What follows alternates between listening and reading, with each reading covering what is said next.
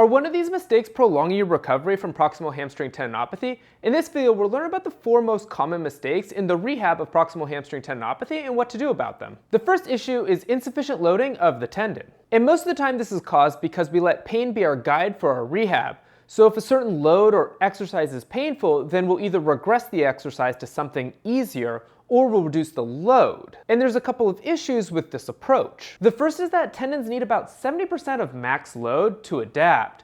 And because most exercises that we use in the rehab for PHT are body weight, it's likely that they're underloaded and not enough stimulus for the tendon to adapt. But of course, just ignoring pain and overloading the tendon isn't a much better approach either, because that's just going to lead to some irritation with normal activities like sitting, sleeping, and walking. This can make selecting a load to use with our exercises a little bit tricky. On one hand, we need enough load for the tendon to adapt, but we also don't want to use too much load where it's just going to cause some more irritation. And the good news is that pain with loading is not an indication of tendon damage, and the way that we can think about this is similar to how we think about pinching the skin.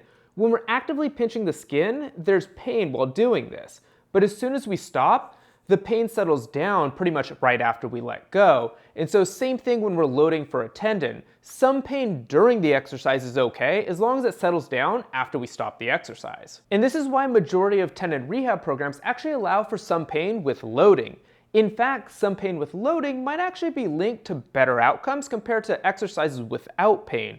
But of course we want to be mindful that it's not interfering with normal activities like sleeping, walking, or sitting. When it comes to loading, time under tension is an important consideration.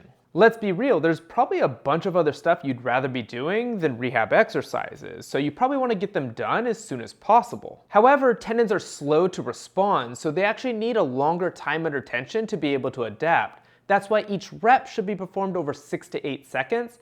That's 3 to 4 seconds for the concentric and then 3 to 4 seconds for the eccentric muscle contractions. An easy way to ensure sufficient loading is to use a metronome app.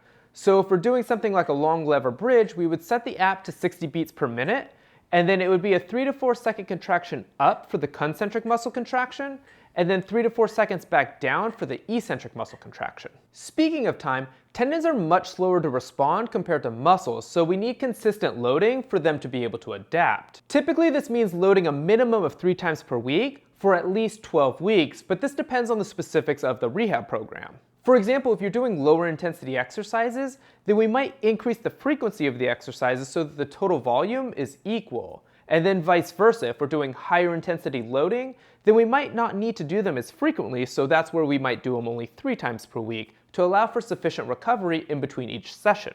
And generally, most rehab programs will start with higher frequency of exercises but lower intensity, and then transition into higher intensity but lower frequency of the exercise as the tendon starts to adapt and can tolerate higher loads. And the final mistake for PHT rehab exercises is that they avoid hip flexion. The proximal hamstring tendon is compressed against the ischial tuberosity of the pelvis with hip flexion, and this typically occurs with things like sitting, running, and squatting. Since this is typically a provocative position, it's typically avoided in our rehab programs. And with a really sensitive tendon, this might be needed to allow the tendon to calm down a little bit. But there needs to be a plan or a strategy to reintroduce hip flexion and compressive loads to the tendon.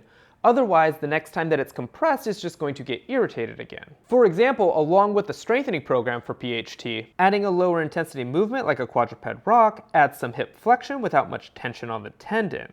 And if you were to rotate this 90 degrees, then we'd either be in a sitting or a squatting position. So the next progression would be to add load to further increase the tolerance to compression. So hopefully this video on proximal hamstring tendinopathy will help you avoid some of these common mistakes in the rehab program. If you want to learn more about proximal hamstring tendinopathy, watch this video over here. And if you want to support the channel, subscribe over here.